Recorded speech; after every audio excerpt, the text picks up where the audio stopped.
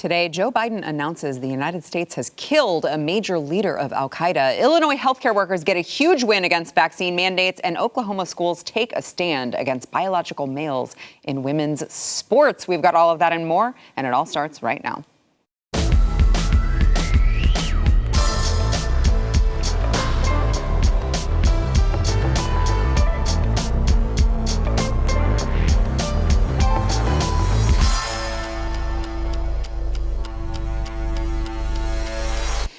Welcome to the news and why it matters. I am Sarah Gonzalez, today joined by BlazeTV contributor Jakub Ujens, also host of The Bottom Line. You need to make sure you are subscribed to that. He is having really, really awesome conversations with some really amazing people. So make sure that you are subscribed and watching that. Also joining us, he is back in town, Jorge Ventura, a reporter from the Daily Caller. If I was just an average white girl like some of the hosts on this network, I would just call him George. And it happens all the time. But no, Sarah, it's good to be back and good to be back in Dallas. You know, it's funny. Okay, so I wanna give your documentary, your new documentary. Every time you're here, you have a new documentary out. I don't know how you're doing this. You're just hammering these out all the time. Hustler over here, Jorge Ventura, but you've got a new one. What is it, Narcofornia? Yeah, Narcofornia. Last year we produced Cartel USA, where we looked at the Mexican and Chinese cartels involved in the illegal marijuana, threatening farmers and ranchers. We actually got to talk to you about it, Sarah, last year. Yeah. This time we went up to Northern California, where kind of it's the root, and it's exploded, and you kind of have these kind of poor counties and ranchers who just can't deal with this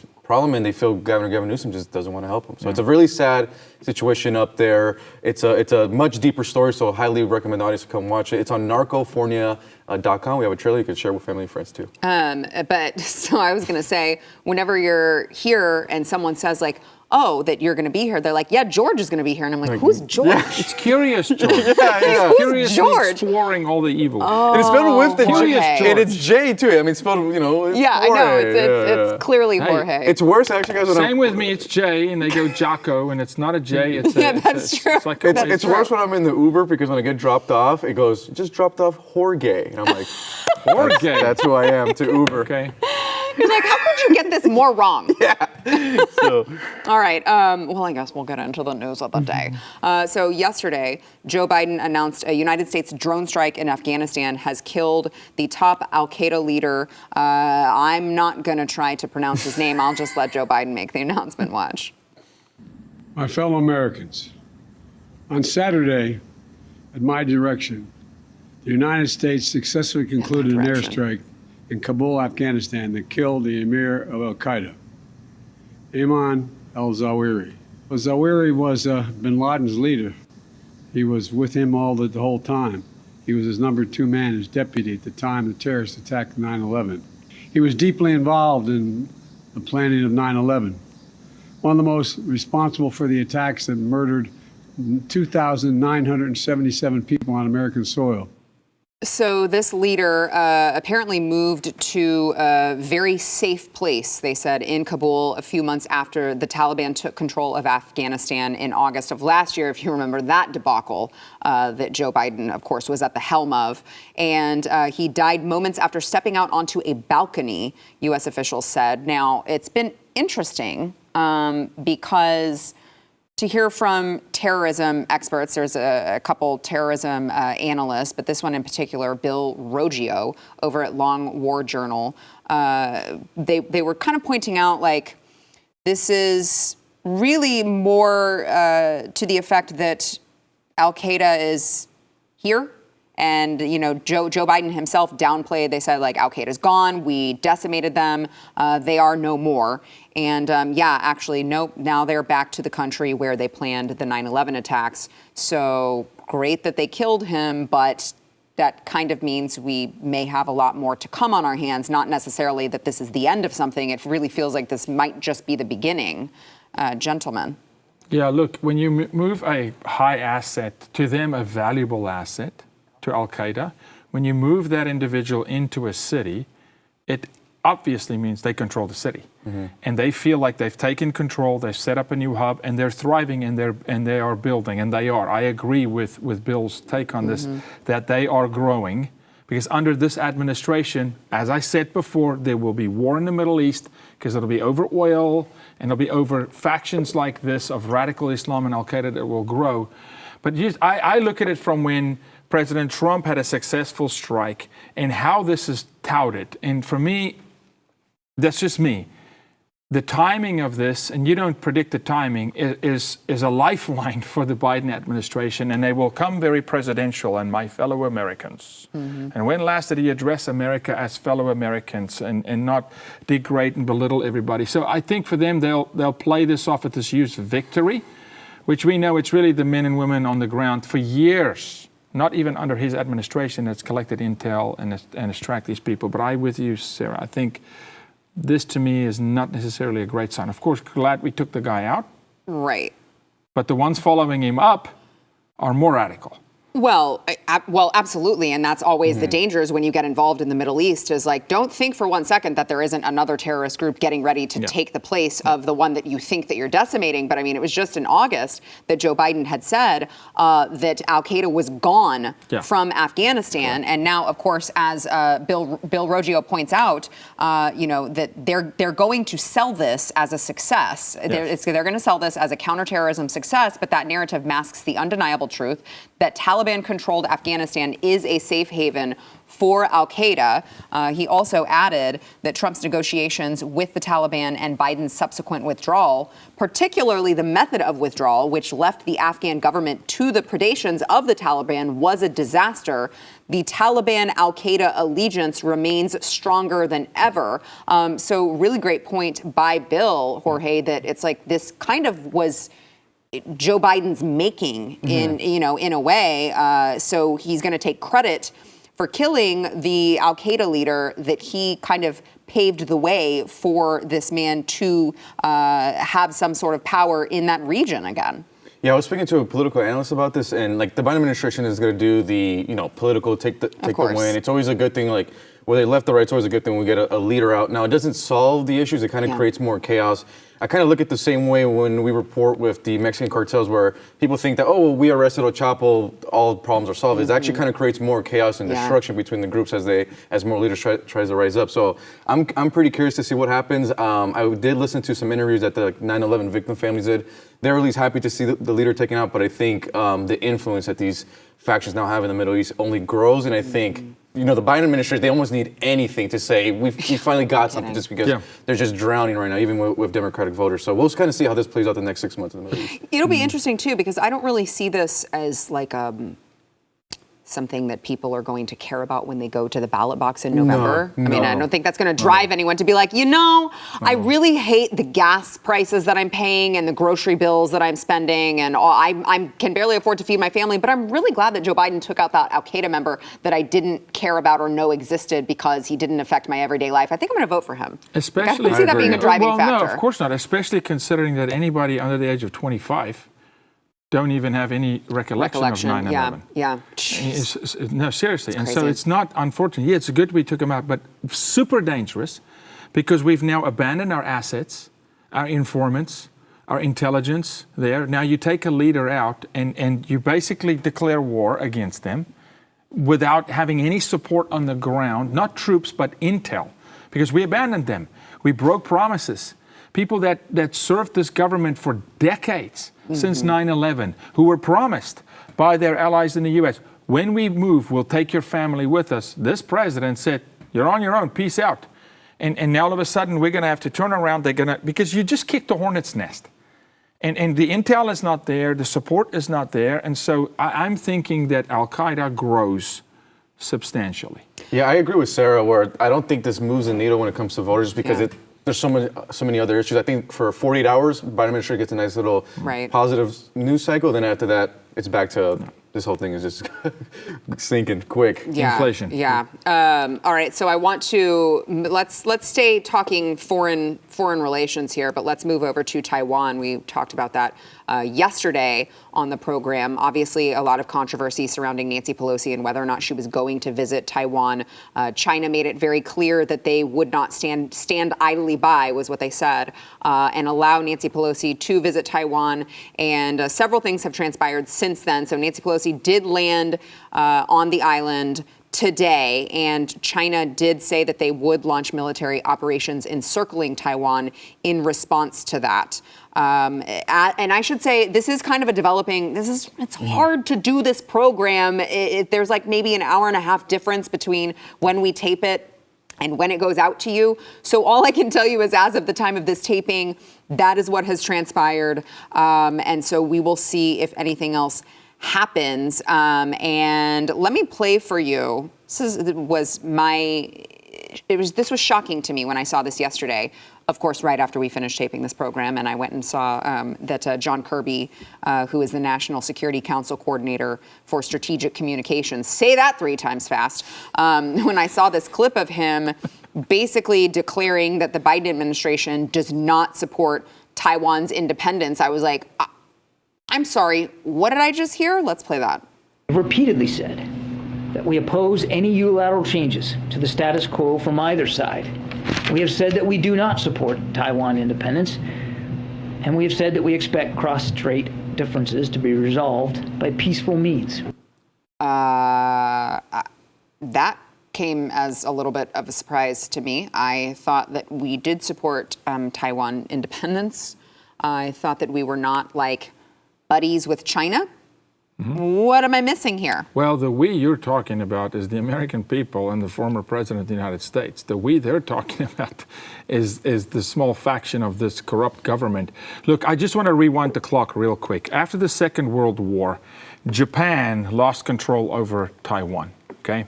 It got ceded. The ROC, the Republic of China, takes over, and then later on a war breaks out between the ROC and the People's Republic of China, which now runs, Taiwan. And a war breaks out, and it becomes this battle of the people of Taiwan wanting independence and leadership being at a war. And it's been a 50 to 70-year battle for the people of Taiwan to get their voice heard and not be represented correctly. And everybody, the World Trade Organization is in it, and China is holding on for dear life, who, by the way, is on the brink of a revolution. The CCP is on the brink of losing control. The people are just about there to really go at it again. So, look, I think it is very important for us to say that those people, the people on the ground, need independence.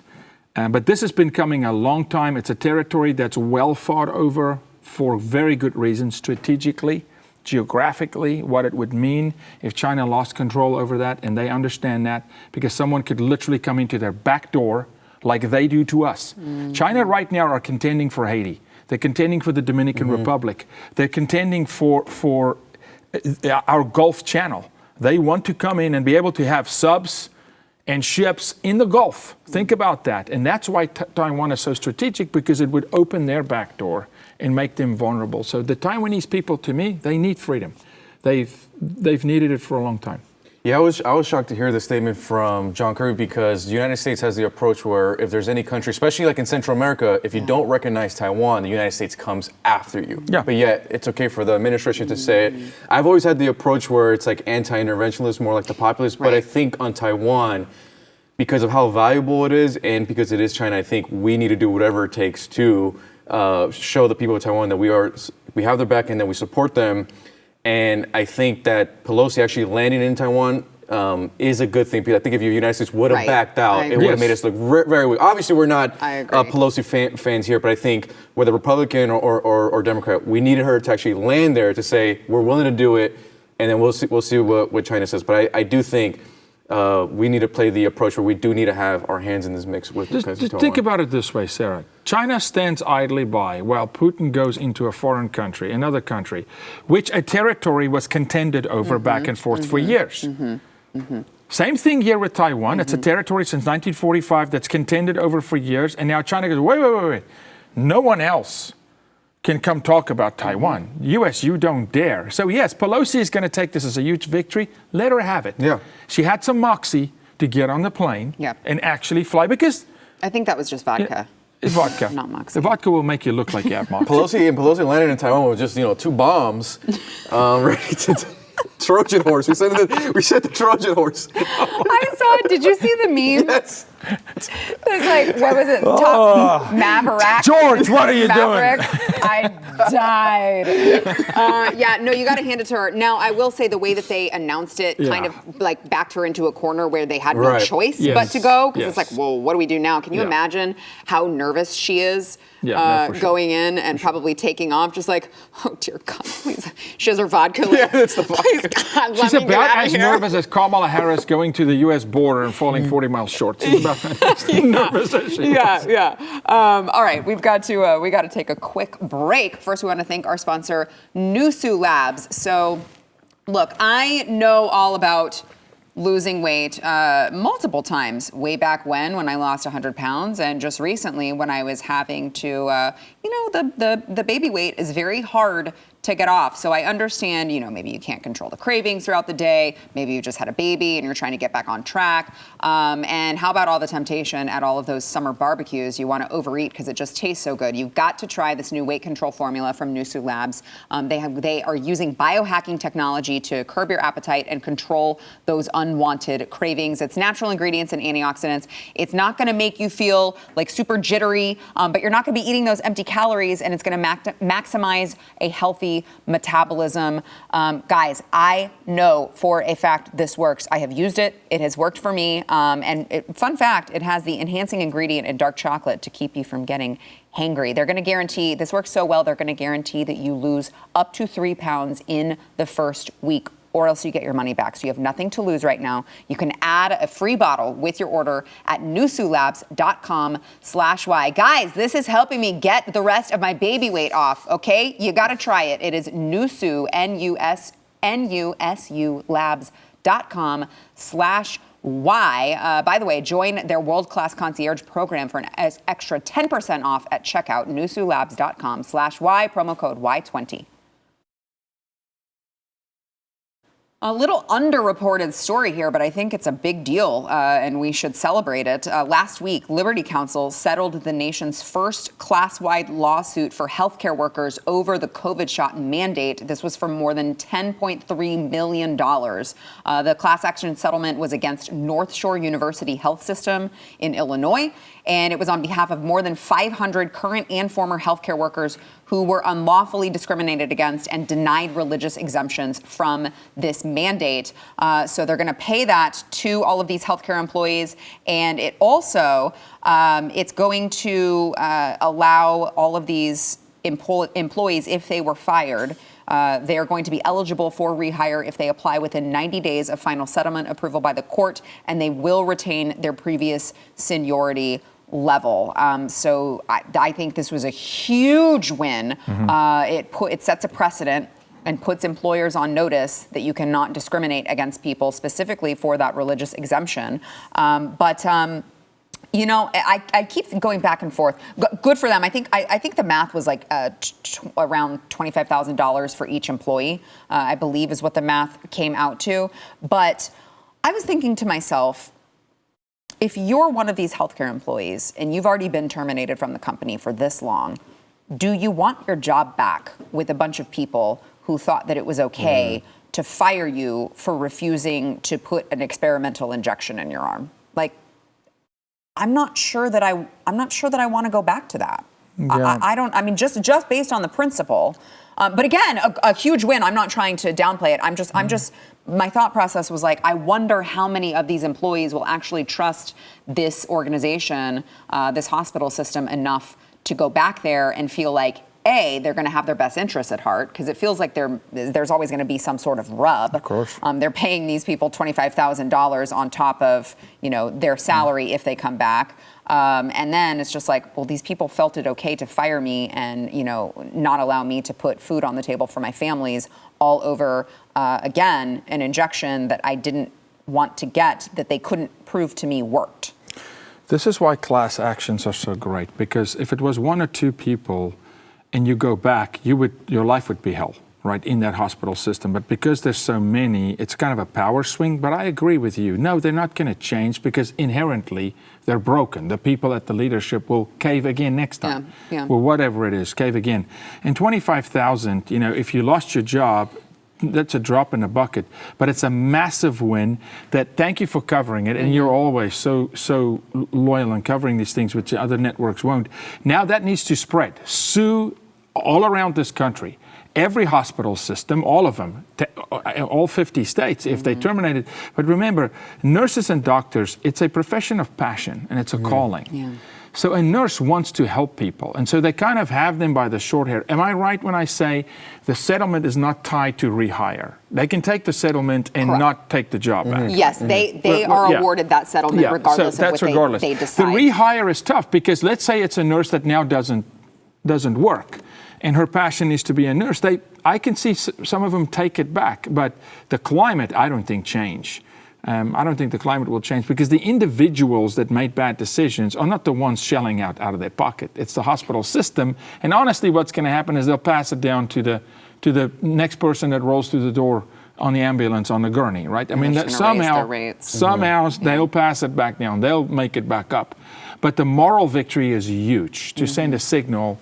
And so I say do that across the country. And maybe that particular hospital system, who knows, maybe it's enough for them to just be a little bit more concerned about doing it next time. Maybe it's not. But the other employer, Joe Blow hardware store down the street or whatever employer is thinking about making this blanket mandate for their employees and not allowing them religious exemptions at the very least, might think twice about it because they don't have $10 million to pay out later on when this gets litigated. Yeah, sure. Yeah, beginning of this year, we released a little short film, The Hero Zero, where we represent a lot of the nurses and firefighters who were getting fired back in Los Angeles County. And it wasn't just that they were just getting fired.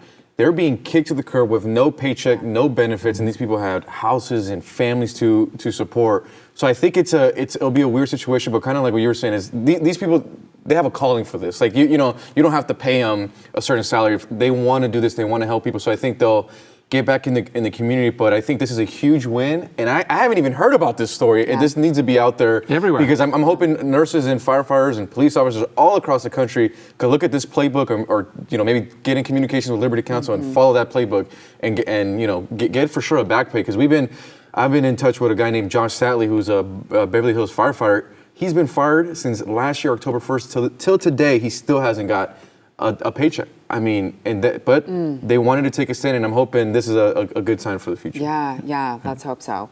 All right, one more story here before we have to take a break. I found this very interesting. Georgia residents can apparently now claim embryos as dependents on their state taxes. This is according to the state's revenue department. It's funny because I feel like these pro-abortion advocates are constantly like, we heard about the case here in Texas where the woman was driving in the HOV lane and she was pregnant, and it's like, well, if this is a person now, we're calling this a baby, this is technically a person, I should be able to ride in the HOV line and in the HOV lane, and everyone, pro-life people are like, yes, we're fine with that. 100%. I agree to those terms. This one, it's like, yes, I'm fine with that. If you want to claim an embryo on your taxes because this is an unborn child with a detectable heartbeat, sure, I agree to those terms. That's fine. Whatever we can do to move the culture and move the language towards accepting a fetus as what it is, which is an unborn human being. Key word or key phrase there being human being. I love it. So just now, real quick, let's do this quickly and then go into Georgia and completely eliminate abortions because they just conceded the fact that it's life, right?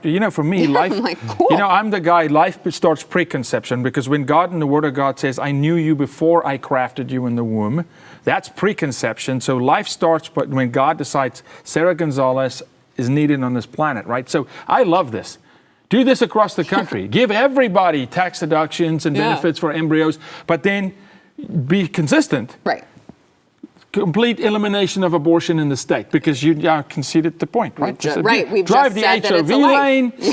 Get a 2-for-1 pass.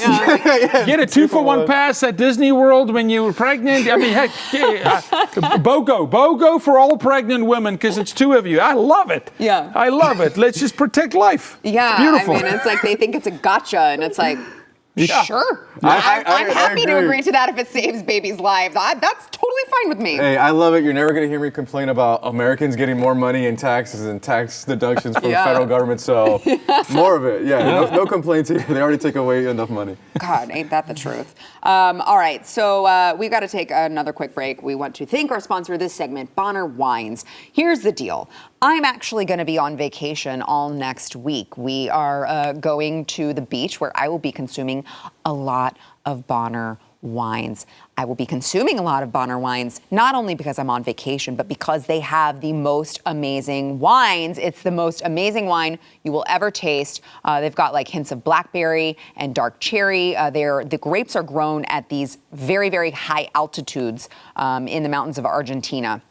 And they make a very, very limited quantity. And when I tell you that these extreme altitude grapes produce a taste that you have not tasted before, I mean it. And Yaku doesn't drink, but he did buy these for his friends, and they said the same thing. The non-drinker bought these wines for a level 4 sommelier. You only go to level 5, and they were very happy. Yeah. And it's like, don't buy the grocery store wines. You're spending way too much money. You're going to get a great deal on these, and they're going to be direct from Bonner, and you are going to be really happy about it, all right? If you visit bonnerprivatewines.com/y, you're going to get 50% off the wine, plus free shipping, plus a bonus bottle of small batch limited production wine from their wine cellar. They've never offered this deal before. This is the first time that they're offering this deal. That's 4 bottles for the price of 3.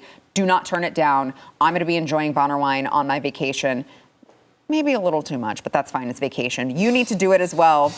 But drink responsibly. bonnerprivatewines.com/y.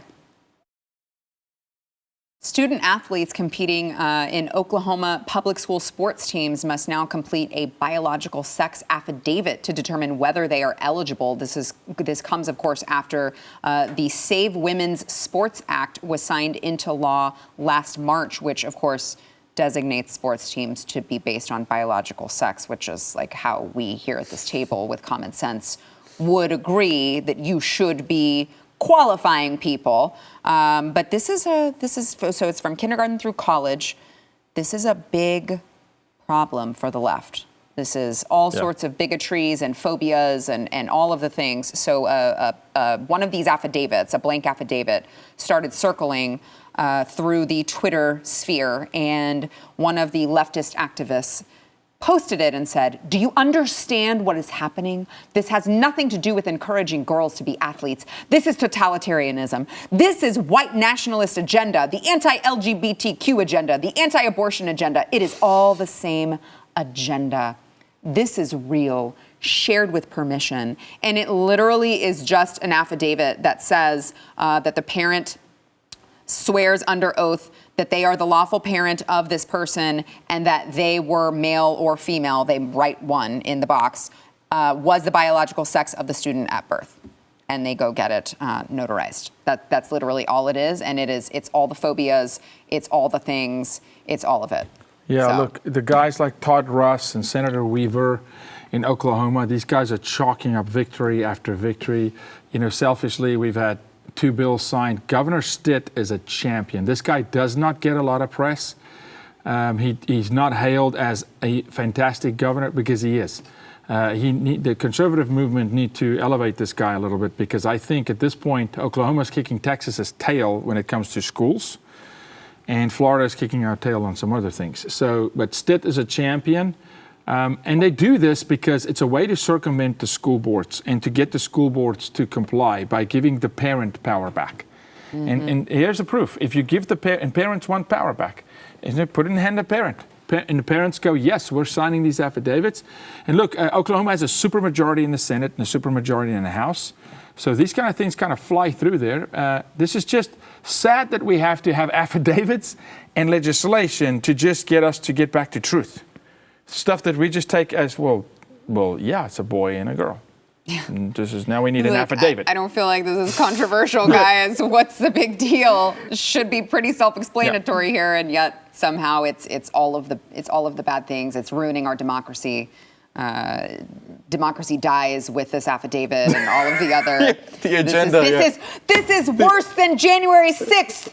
and 9/11 and all of the other things. This is awful. You pro-Putin. I don't know. I'm trying to throw in all of the buzzwords there. I feel like she left some out. Yeah. It's funny that this is even like headlines now in 2022. Like this is the most common sense thing in the world. Like if we like took a time machine and went back in the 1980s and told Americans what we're doing now, they'd be like, wait, what? You guys still haven't figured the boy-girl thing out? Right. And the other interesting thing is even legislation like this is actually pro-women. It does everything to protect 100%. women. So this is actually like feminists should be like cheering for this, which is kind of the irony of these bills is it's all pro-women. And the thing that I've kind of been shocked about with this subject is like, where are all the strong fathers that are like, hey, I don't want my daughter swimming with a man, or I don't want my daughter playing basketball with a man.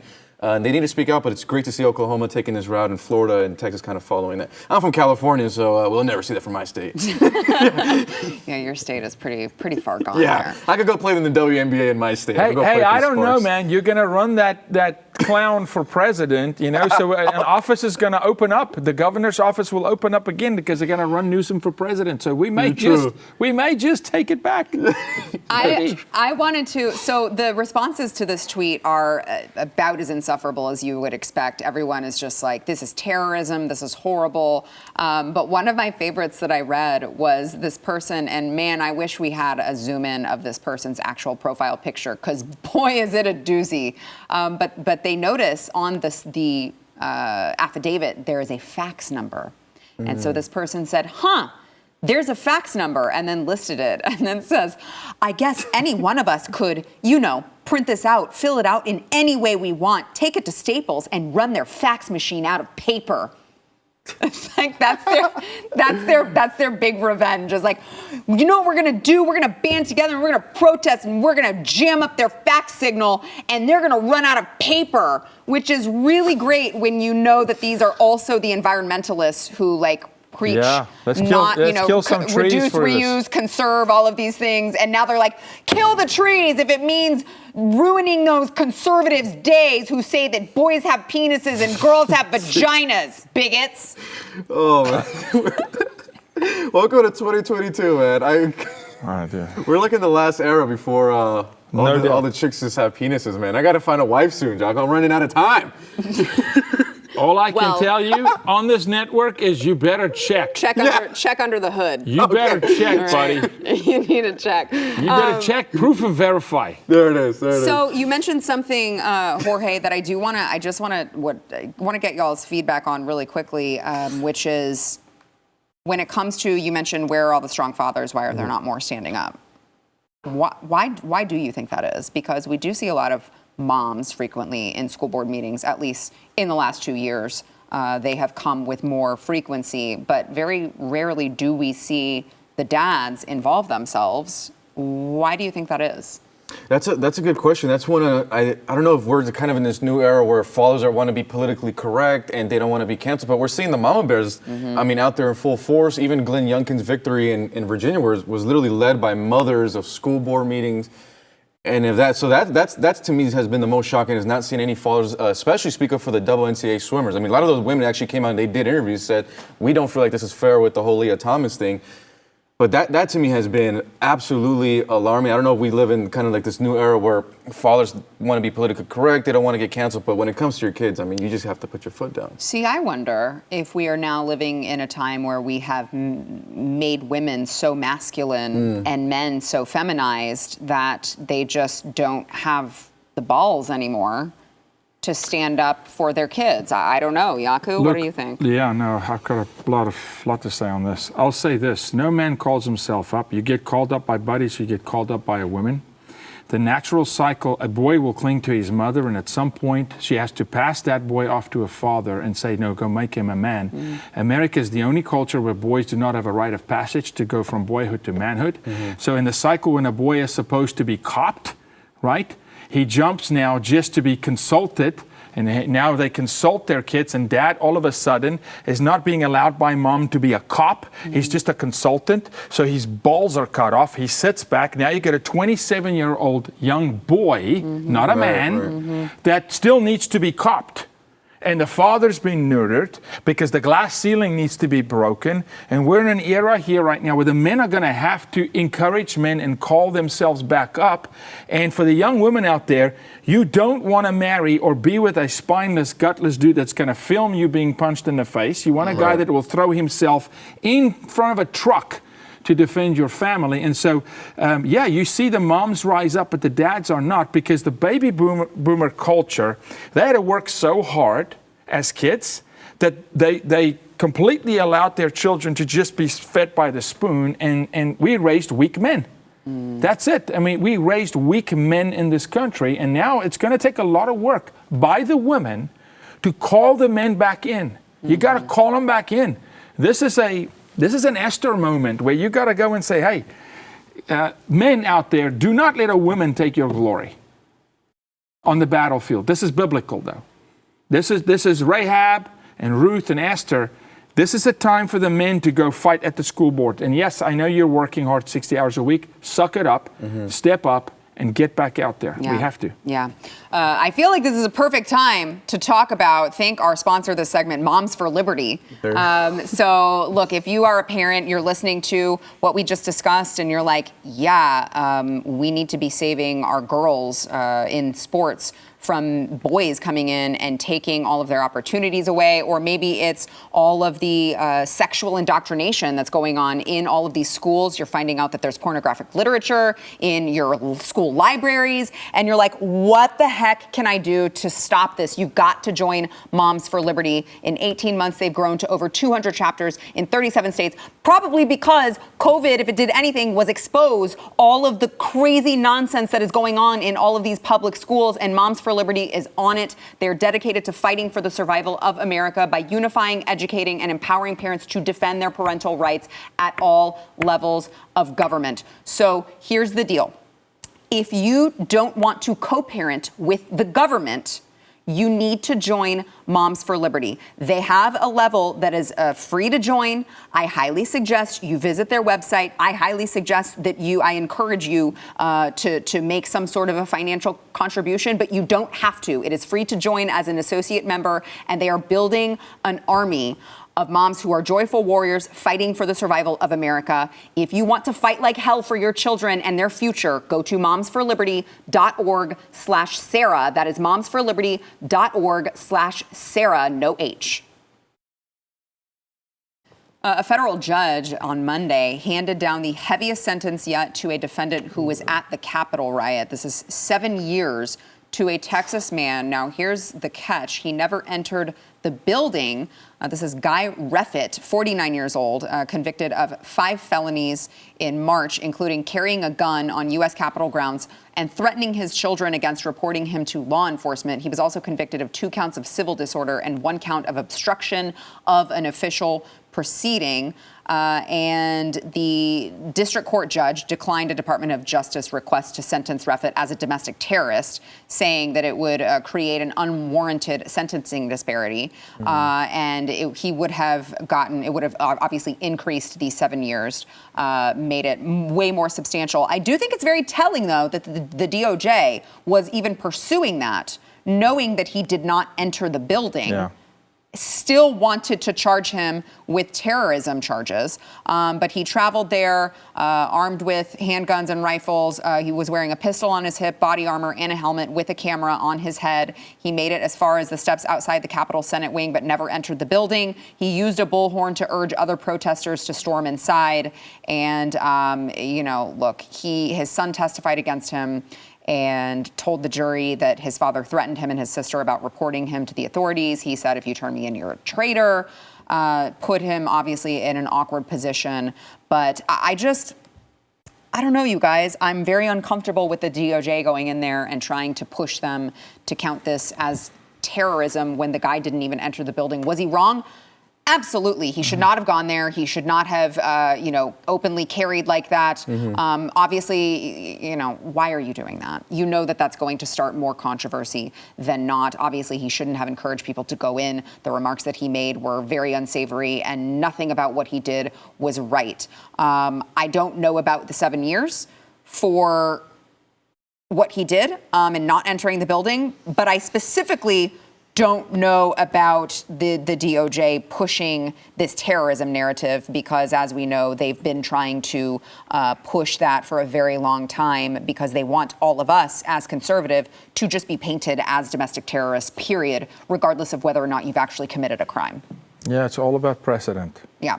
It's always about a poster child. That's what George Floyd, it's always about a poster child, and they've been wanting this poster child that was both charged and then prosecuted, because that hasn't happened yet. We've got people in Gitmo conditions that haven't even been charged yet, but this is a poster child victory, and he didn't even enter the building, what does that say now about people they're going to go after? The DOJ, who did enter the building. Now, yes, reckless, stupid behavior. Yeah. But let's just take the emotion out of it and just look at the law. What is the law to openly carry at that point in time, and what is that sentence? And let's go and line that up and say, is it justified? Is the sentencing justified if he was doing that action outside of a January 6th protest, or a presidential election on a regular day?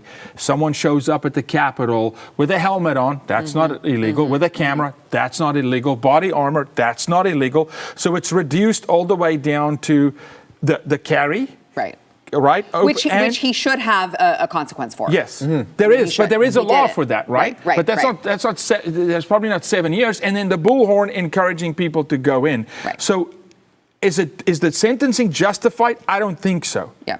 But it sets a really, really bad precedent for people who went in, and it's a sign of things to come. Yeah. You at least know what the DOJ is pressing for. Jorge, we've got about a minute. Yeah, I agree with you. I don't think the sentencing is justified, but by them doing this, they're trying to turn Americans into enemies against their own fellow Americans. In this, if they did this, this is what causes a civil war talk. So I'm glad that they didn't fall through, but I think 7 years is way too harsh for, from the charges he didn't, actually a physical assault of police officers. Well, again, people are burning down buildings in the middle of cities, and they're getting passes. They're getting the charges dropped against them. No one got arrested for killing David Dorn, the St. Louis cop, and the Black Lives Matter rights. Till this day, the person's walking freely among us. That's why I'm saying this is coming from the same party who wants to decriminalize everything. They want to. They threw out all of the prisoners on the streets during COVID for some odd reason that was going to make COVID go away or make COVID better. They don't care at all about defending the rule of law. But now, conveniently, when there are a bunch of conservatives in red hats